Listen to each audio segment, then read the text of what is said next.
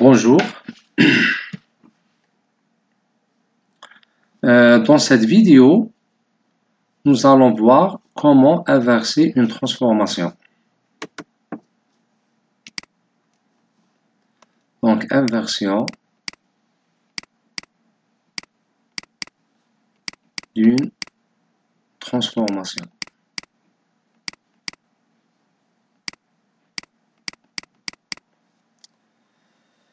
Je vais faire un petit rappel sur ce que nous avons vu jusqu'ici. Alors, précédemment, nous avons vu qu'une transformation entre deux repères, un repère A et un repère B,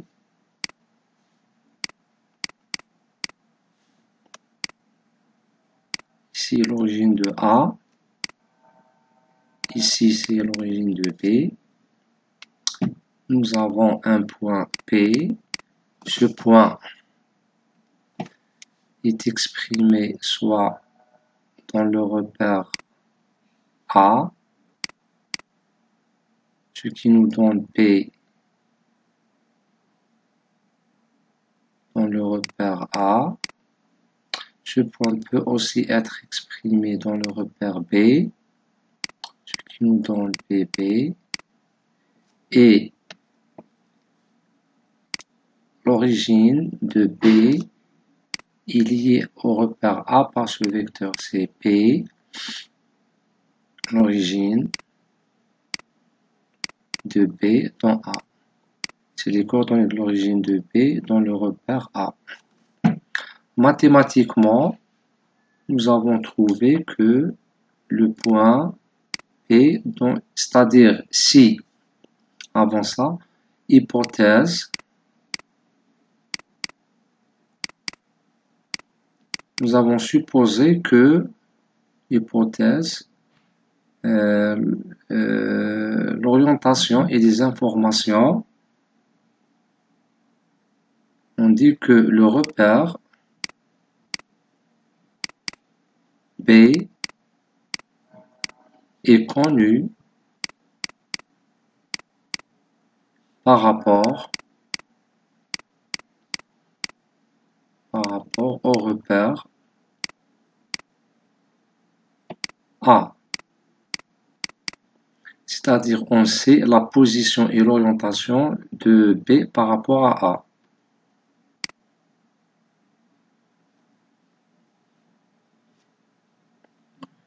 Cela est équivalent quand T, la matrice de passage de B vers A est connue. Et cette matrice, TB vers A, elle est égale. Ici, nous avons 3, 0, 1, 1.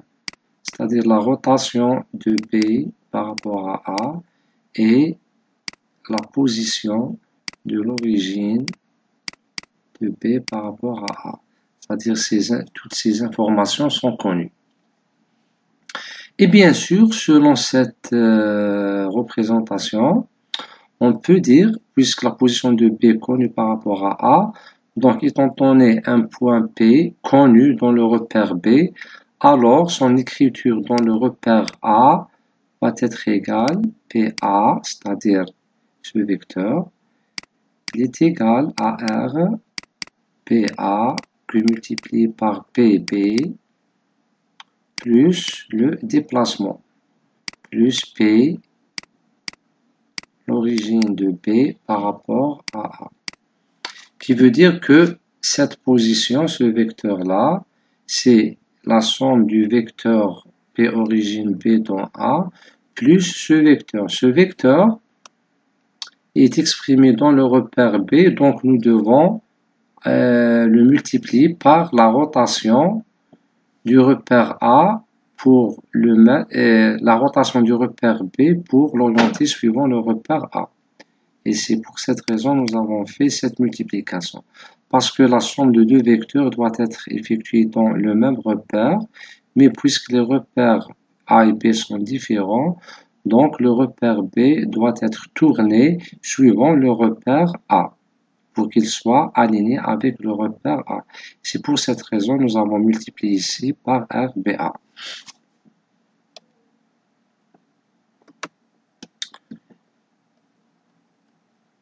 Maintenant, nous allons voir comment faire l'inverse. C'est-à-dire, étant donné le point PA, c'est-à-dire le point P connu dans le repère A, comment trouver les coordonnées de point P dans le repère B.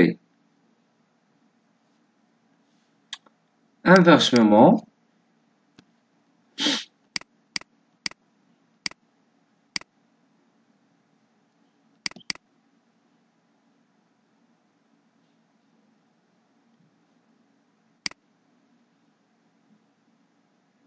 on va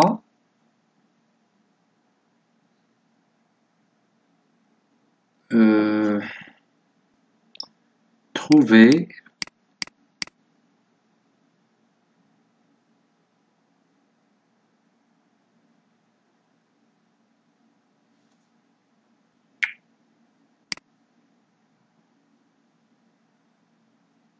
la représentation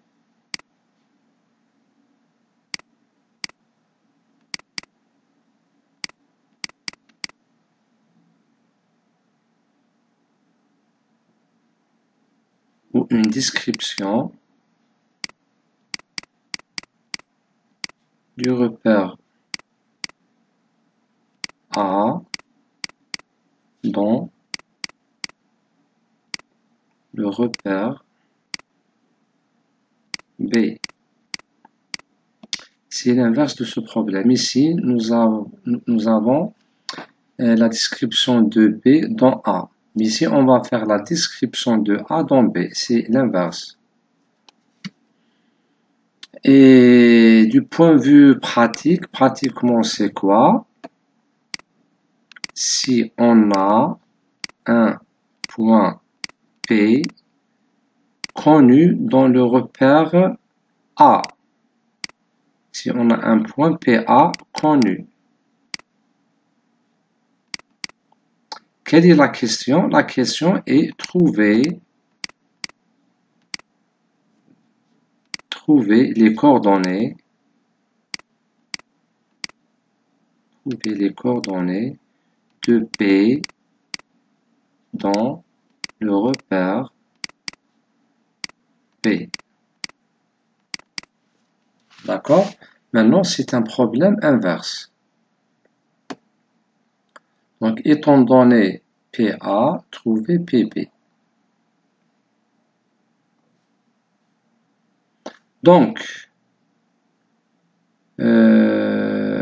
puisqu'ici, donc T, puisque TPA nous donne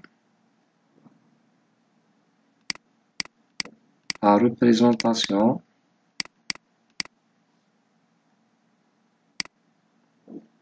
de P, de PB dans A, dans le repère A, c'est-à-dire PA. Maintenant, TAB va nous donner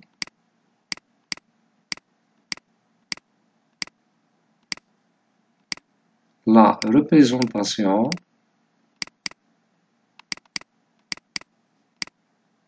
de PA, la représentation PA dans le repère B, c'est-à-dire PP. Entre parenthèses, pour ces deux remarques, pour la première et la deuxième, pour la première, PA égale,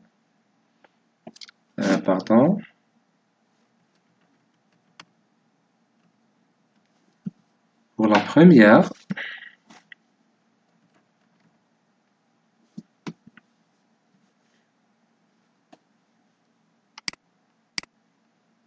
PA1 égale à T, PA fois PB1. C'est-à-dire on passe de B vers A. C'est cette représentation. C'est-à-dire ce vecteur PA, il est égal à T, le passage de B vers A, que multiplié par PB. Celle-là, c'est la transformation T-PA. Mais TAB,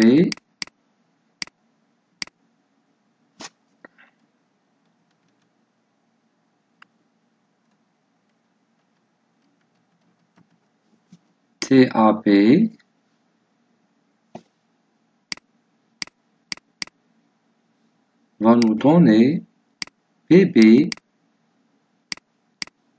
la représentation dans le repère B, donc ici c'est AB. C'est le passage de A vers B que multiplié par PA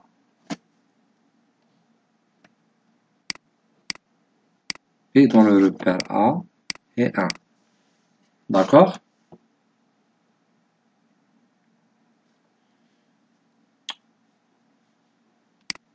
Cela veut dire que T de A vers B va être de la forme suivante.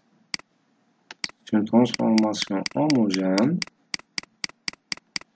Donc ici c'est 3 0, ici nous avons un 1. Donc TB vers A, ici nous avions RBA. Donc ici elle va être RAB. D'accord? Ici P, origine de B dans A, donc ici va être P, origine de A par rapport à B. D'accord? Donc c'est l'inverse de cette matrice.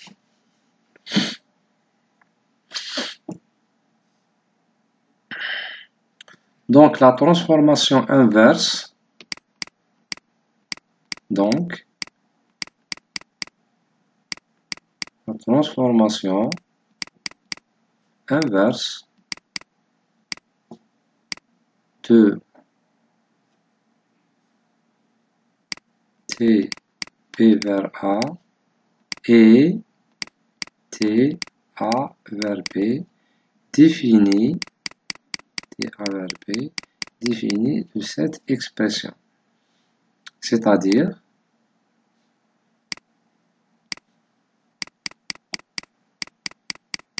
si nous avons 3 0, 1, R, PA, P, origine de P par rapport à A, inverse, la transformation inverse est égale à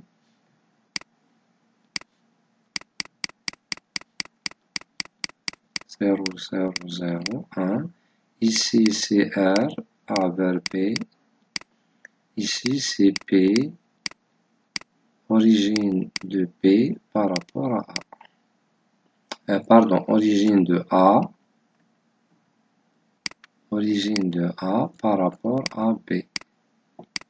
D'accord? L'inverse de cette matrice est cette matrice-là.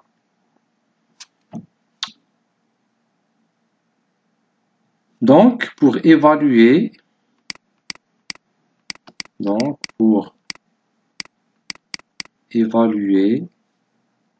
T A vers B, nous devons calculer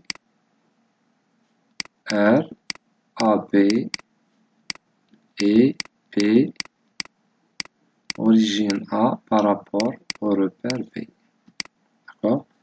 Donc, une fois ces deux grandeurs sont évaluées, donc, on dit que nous avons calculé la transformation inverse. Une question peut se poser ici, c'est que pourquoi on ne calcule pas directement l'inverse de cette matrice? C'est une question légitime. La réponse est que pour évaluer l'inverse de cette matrice, on on aura affaire à une longue séquence de calcul, ce qui va consommer beaucoup de temps. D'accord? Donc, on a recours souvent à cette méthode-là parce qu'elle est plus rapide que le calcul ordinaire de l'inverse d'une matrice. On va évaluer maintenant ces deux grandeurs, celle-là et celle-là. Donc, RAB, c'est quoi le RAB? La matrice de rotation de A vers B peut être calculée facilement en se basant sur les notions que nous avons vues dans des vidéos précédentes, où nous avons dit que l'inverse d'une matrice, c'est la matrice transposée de la matrice originale. C'est-à-dire, cette matrice c'est R, BA, inverse. D'accord? Et nous avons vu que l'inverse de cette matrice, puisque c'est une matrice de rotation, elle ne va pas changer les modules des vecteurs constituant cette matrice. Donc nous avons vu que son inverse, c'est sa transposée. C'est la transposée, d'accord? Donc ici, c'est une transposée de RBA.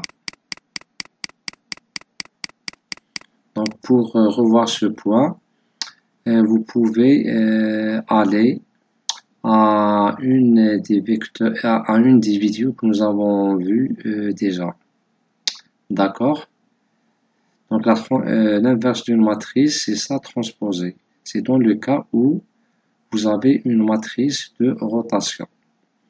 Maintenant, il reste à déterminer cette expression. C'est le déplacement de l'origine de A par rapport au repère B. Et cette expression sera un peu plus difficile par rapport à la première, c'est-à-dire celle-là, RAP. On va essayer de visualiser c'est quoi le P origine A par rapport à B. D'accord, si vous avez deux repères,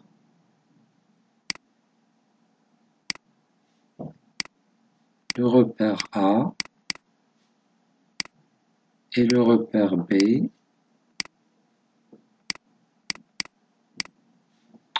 ici c'est l'origine de A, ici c'est l'origine B. Premièrement, je vais visualiser ce vecteur. C'est quoi ce vecteur? En rouge. Ce vecteur en rouge, c'est P, l'origine de B dans le repère A. D'accord? C'est le vecteur, c'est celui-ci en rouge. C'est un vecteur exprimé dans le repère A. Maintenant, si on considère l'origine de A exprimée dans le repère B, je vais le dessiner en vert. Donc, voilà le repère B et on prend l'origine de A. Donc, c'est un vecteur qui va être comme ça. D'accord? Si vous considérez l'origine de A comme un point, ce point, par rapport au repère B, va nous présenter un vecteur. Donc, en vert, c'est P, origine de A par rapport au repère B. Et c'est très important de saisir cette représentation parce qu'elle va nous aider à déterminer le P origine A par rapport à B. Vous voyez bien que ces deux vecteurs sont collinéaires, c'est-à-dire qu'ils ont le même support ou même direction. Donc, on peut dire grosso modo que P l'origine de A est collinéaire et proportionnelle P origine de B, mais dans des sens inverses, c'est-à-dire ils ne sont pas dans le même sens. Donc il y aura un signe moins entre les deux. Donc on peut dire que P, donc avec un signe moins, cette proportion elle est négative. Donc qu'est-ce qu'on va dire? On va exprimer ces deux vecteurs dans le repère B. Parce que comme vous le voyez ici, on va exprimer P origine de A dans le repère B. Alors, P origine de A dans le repère B va être. D'accord? Donc, nous avons un signe moins de proportionnalité puisqu'ils sont dans des sens inverses. Donc, moins P origine B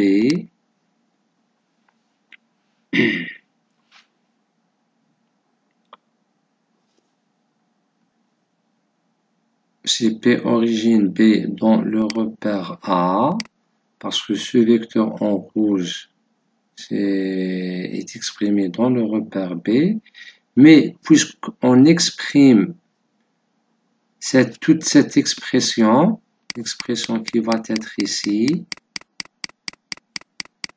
elle est exprimée dans le repère B. D'accord? Puisqu'elle est exprimée dans le repère B et ce vecteur il est dans A, donc nous devons aligner le vecteur A avec le vecteur, nous devons aligner le repère A avec le repère B.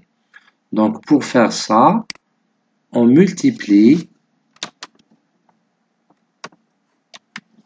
doit multiplier par la rotation R, d'accord, qui fait une rotation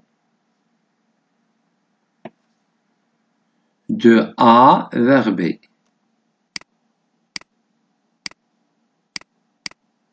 D'accord? Je répète. Nous avons dit que ces deux vecteurs sont proportionnels, c'est-à-dire qu'ils se trouvent sur le même support, mais de sens inverse. Donc, le P origine A dans B égale à moins ce vecteur. D'accord? Le vecteur en roue, puisque le résultat va être dans le repère B, donc nous devons tourner le repère A pour qu'il soit aligné avec le repère B. Donc, on multiplie le P origine B, celui-là, le P origine B, on le fait tourner pour qu'il soit positionné dans le repère A et le repère A en même temps soit aligné avec le repère B. Et c'est ce qui est assuré par cette équation. D'accord?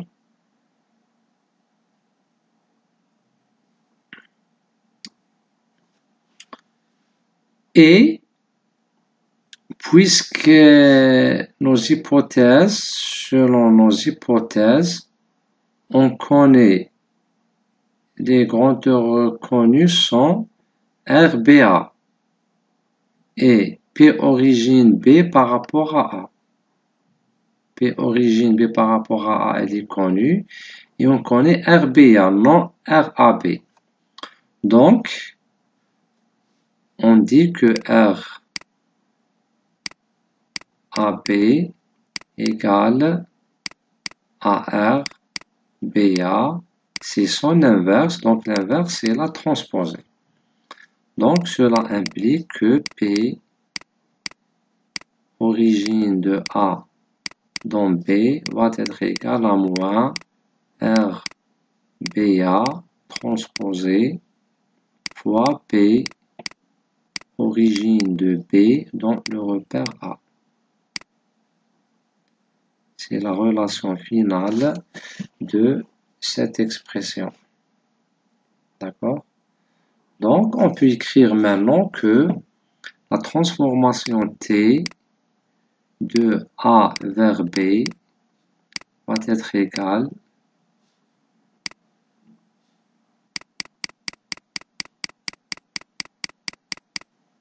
c'est 3 0, ici un 1.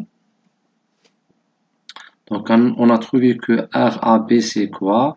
C'est RBA transposé.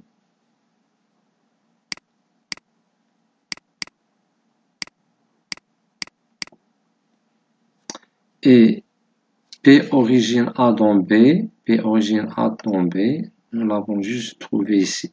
Donc, c'est moins R, BA, transposé, fois P, origine de B dans A.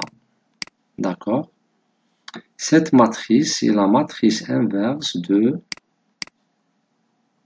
CT de B vers A inverse. D'accord? On va faire un exemple sur cette relation. Soit les deux repères suivants, le repère A et le repère B,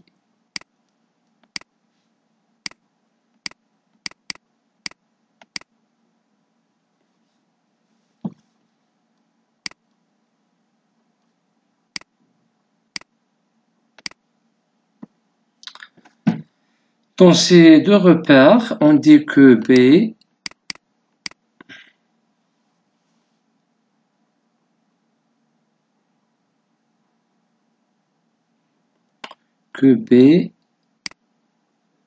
est en rotation par rapport au repère A suivant l'axe Z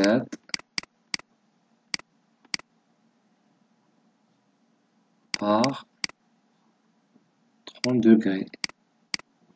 Donc B est tourné par rapport au repère A suivant l'axe Z de 30 degrés.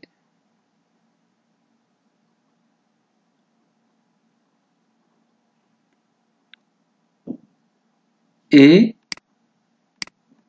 il est en translation, toujours, en translation par rapport à A,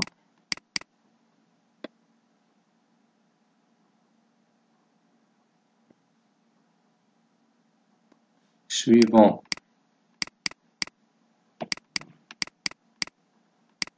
l'axe Y, A, le YA c'est celui-là,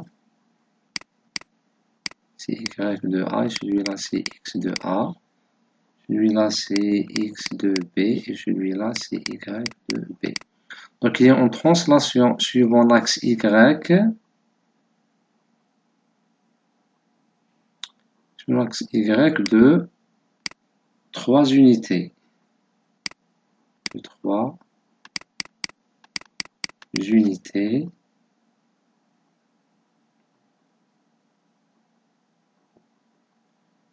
Et suivant l'axe XA de 4 unités. D'accord? C'est-à-dire ce vecteur de translation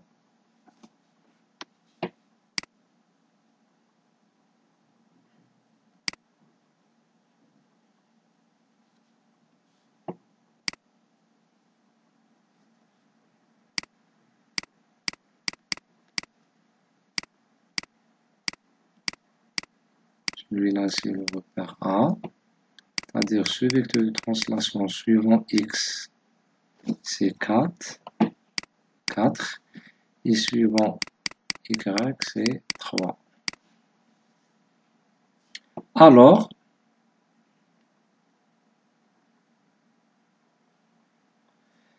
Ces données, toutes ces données peuvent me donner la matrice T, B vers A, c'est-à-dire nous donne une description du repère B dans le repère A, qui est égale à la description. Ici, nous avons 3 zéros. Ici, nous avons un seul 1. Donc, en rotation par rapport à Z,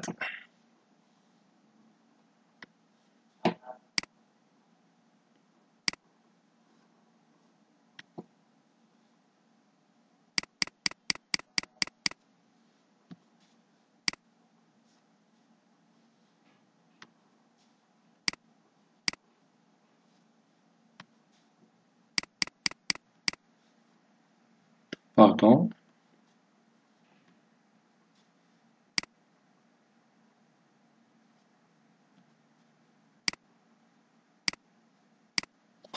donc la rotation par rapport à Z est de 30 degrés, donc c'est cosinus 30, c'est 0,86. Sinus 30, c'est 0,50. Ici, c'est moins 0,5, moins sinus 30. Ici, c'est 0,86, 0. Et ici, 0,01. Et la position suivant X, c'est 4. Suivant Y, 3. Et suivant Z, c'est 0. Donc, cette transformation homogène nous donne la description du repère B dans le repère A. Maintenant, on va poser la question autrement. Trouver la représentation ou la description du repère, A dans le repère B. C'est-à-dire trouver T, PA inverse, qui est TAB. Donc, on va appliquer cette formule, d'accord?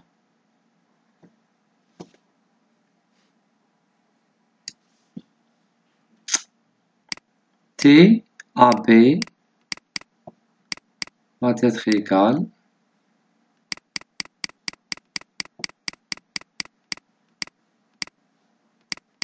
RBA transposé, ici moins RBA transposé fois P, origine de P dans A. J'ai juste réécrit cette équation. PA moins BA, origine de B dans A. D'accord? Donc le RBA transposé,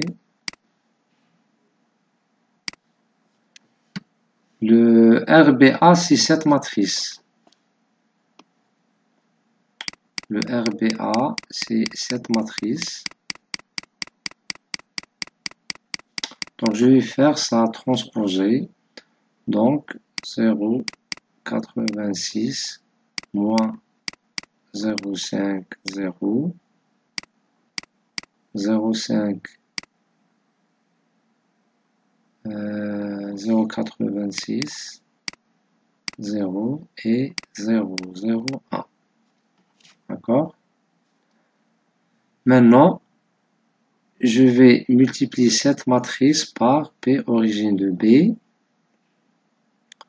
Donc, je vais effectuer moins, c'est-à-dire, je vais calculer cette expression. Donc, moins, RB transposé, c'est 0,86, moins 0,5, 0, 0,5, 0,86, 0 et 0,01, que multiplié par le le vecteur origine de B dans A, c'est ce vecteur. Donc, je multiplie ici par 4, 3 et 0. En effectuant cette multiplication, donc 0,86 fois 4,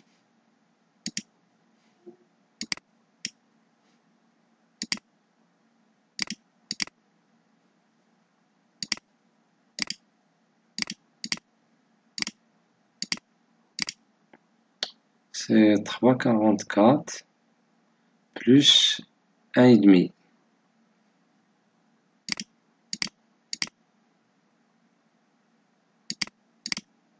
Donc c'est 4,94 avec le signe moins.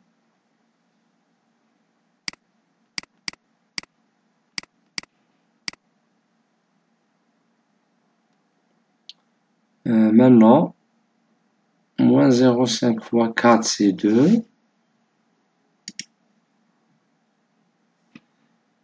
Moins 0,5 fois 4, c'est moins 2 plus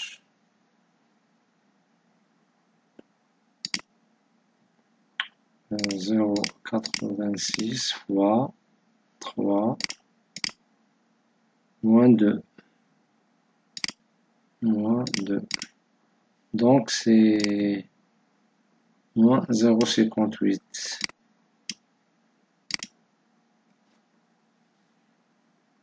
Avec le signe moins, bien sûr, c'est moins 0.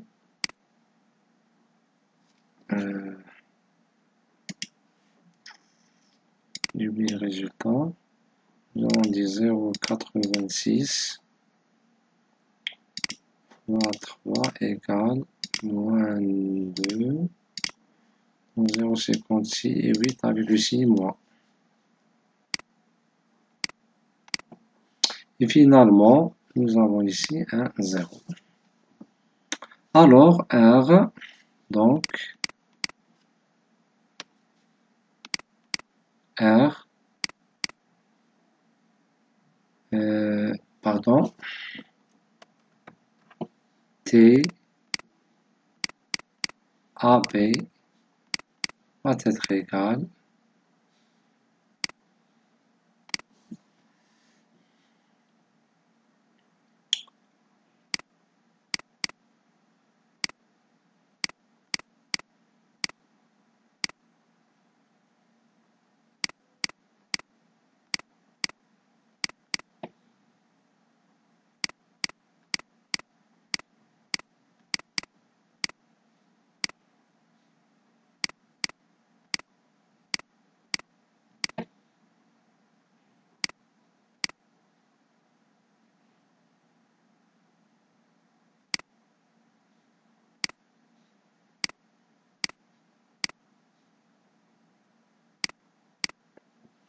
la matrice suivante. Donc, c'est l'inverse de cette matrice. D'accord?